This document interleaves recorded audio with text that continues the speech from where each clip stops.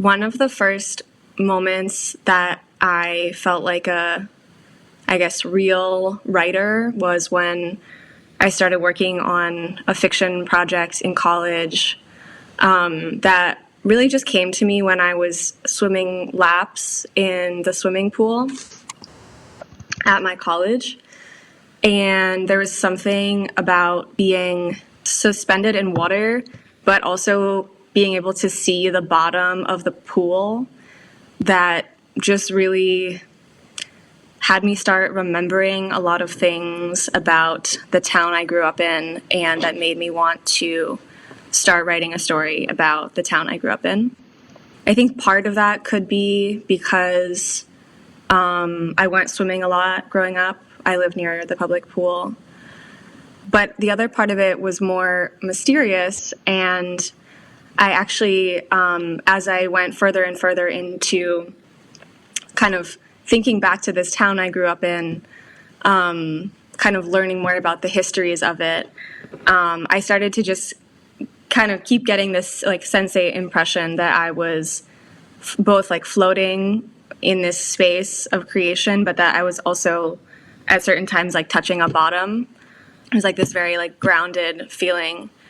And then another interesting thing that happened as I was continuing to do this research and this writing is that I found out kind of about this really interesting like historical mystery that happened in my town in the late 19th century that I won't go into all of it now, but it basically has to do with a marble quarry that existed in the town that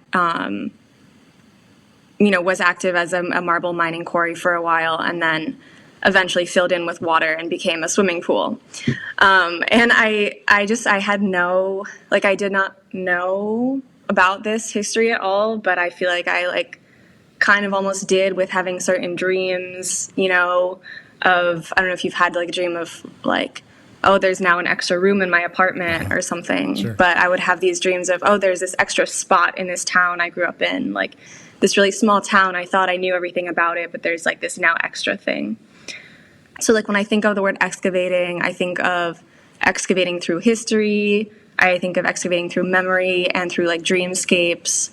And yeah, kind of this tension between like reaching the ground of something, but then also being able to kind of like float in the space that is created in it.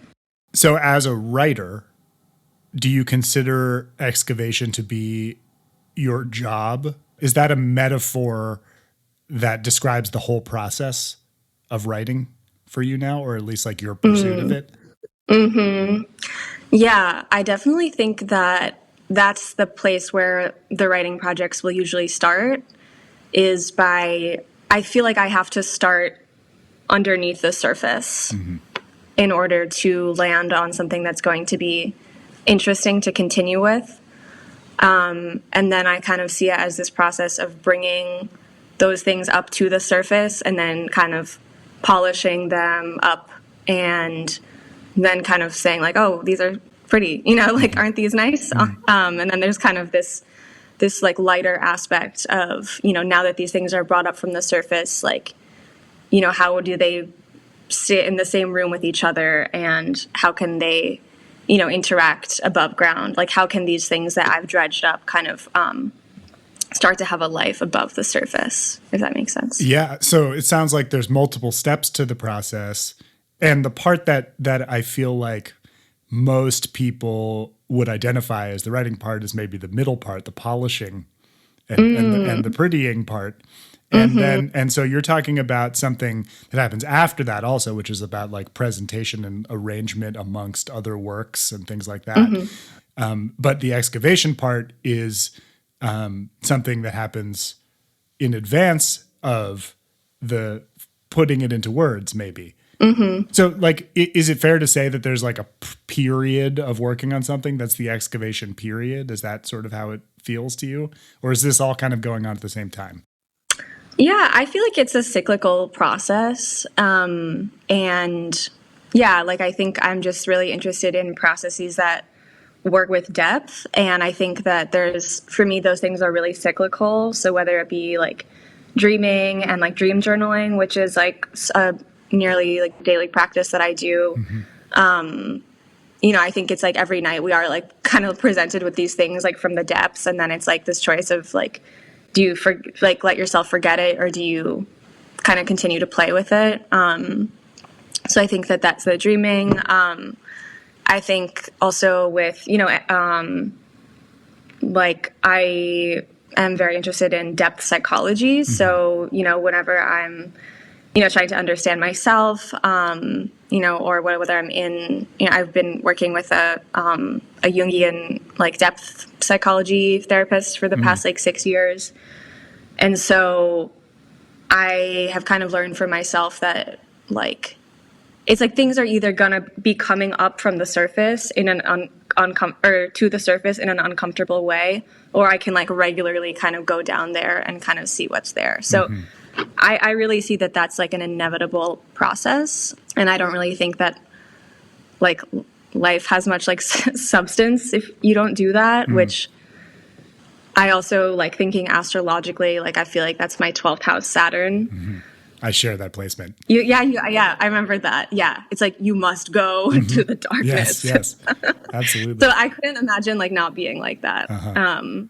But I think that that's not my final project, because I also really enjoy the process of kind of like bringing those things into the light, like exposing them to their opposite, and seeing what's beautiful and like what's necessary to life about those things, and not just like dwelling in that dark space.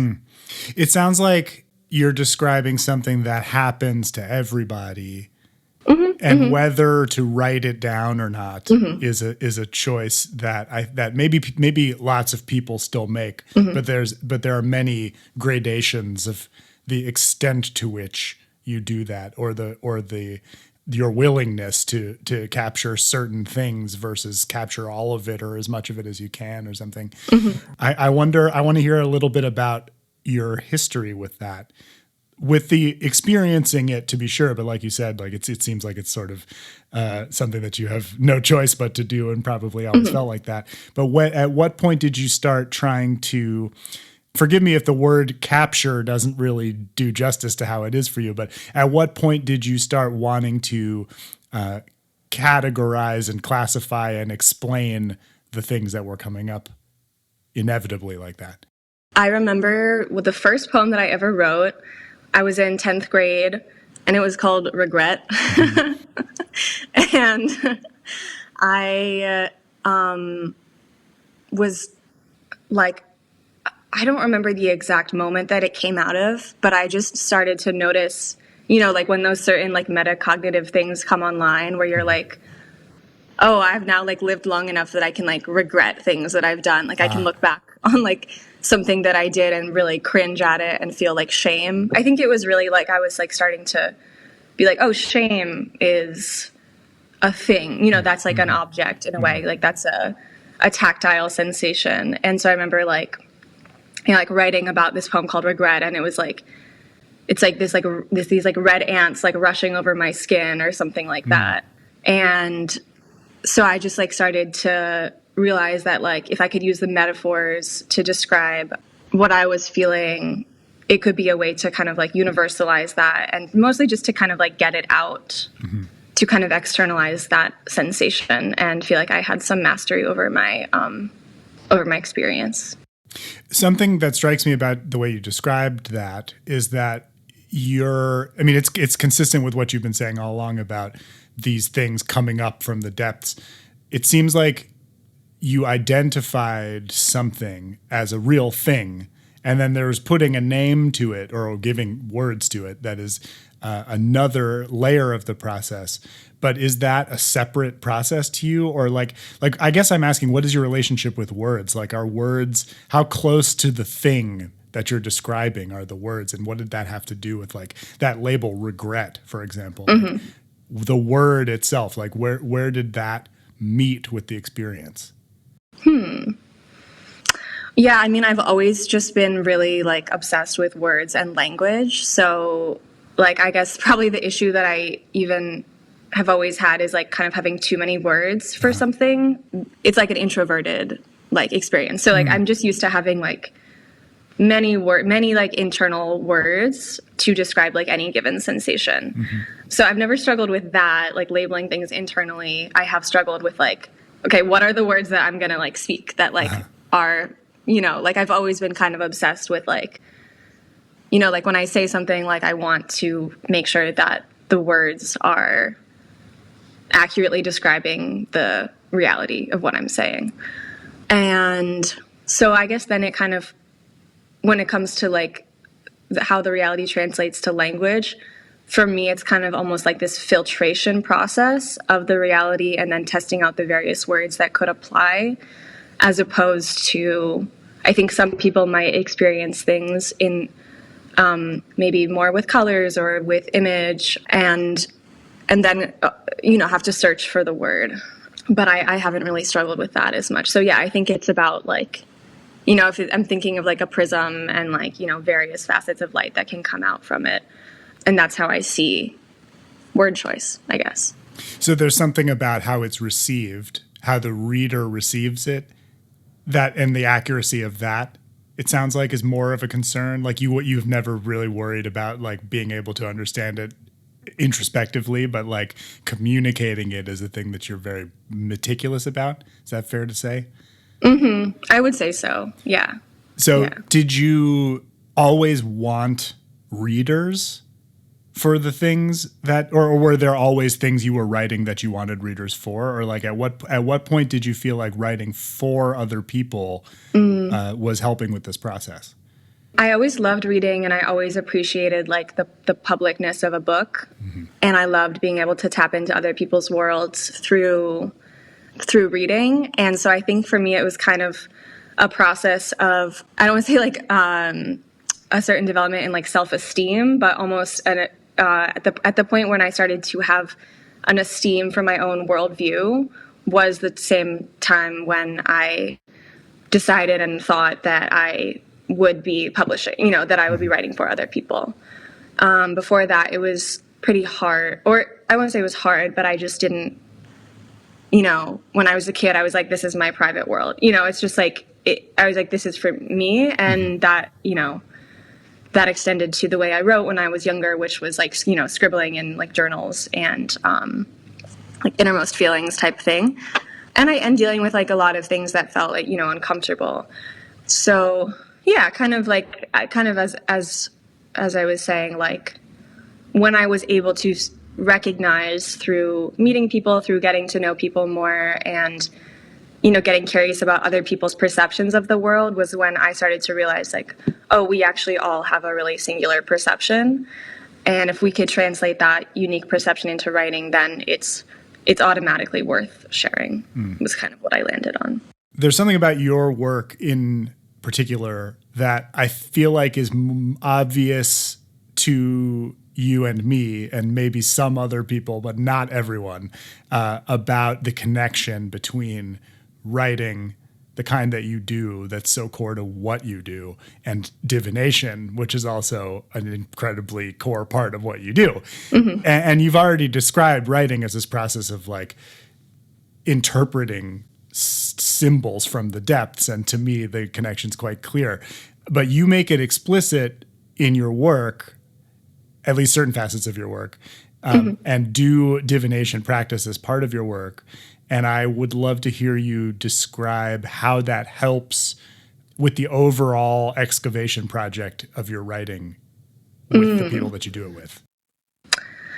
Yeah, I guess like kind of what comes to mind is like, I don't know, like I recently wrote this like poem that was like kind of just about a day where I started out by doing some tarot and drawing the 10 of Swords, and then like kind of choosing to basically go outside, like touch grass, and then ended up having this like really beautiful nature walk. And so like what was interesting to me was like not just the nature walk itself but it was like about how I was led there through divination, and how this that particular tarot pull was like able to really just show me how much I was in my own head and overthinking too much. Like it's a mirror, and it creates this like dyadic relationship, similar to like with a friend, where it's like you see a friend and they're like, oh, you seem like you're doing really good, or like, oh, are you okay? Like you seem kind of off, you know. But it's a way to do that with, you know, this friend that is this like primordial collection of symbols through like time unknown or whatever. And there's something about the recurrence too of the being able to build on, okay, what are the other times I have pulled this card, and what are the similarities between me in that moment and me in this moment? Being like, oh, I'm there, and last time I was there, I did this and got to this different place. And so, you know, more in the sense of like of cycles and moving through change in cycles. And then I guess, yeah, the writing just kind of for me comes in to like document that. And usually will kind of come in like after the fact. Like I don't actually use it as like part of my writing process. Like it's not like I sit down to write and I'm like, let's draw a card first. Like it's more the divination comes first, and then if it's interesting, then I'll write about it. Mm-hmm. A very strange question came to mind listening to you just now, which is about the word material. Mm-hmm. Which is a word that could apply in all kinds of ways to what we've been talking about. But I'm thinking in terms of artistic material, the creative output. Mm-hmm. But I think that relates to the word excavation in a really interesting way. And I want to ask the question like this. Is your material produced through this process the dirt, or is it the whole? Definitely the whole, yeah. Because you want to get the dirt, you know, out of the way. But it's also the dirt, because the dirt is also important, because it is the thing that you got out of the way. Uh-huh. So, yeah, I'd say it's the dirt, the hole, the ground, and like whatever you dig up.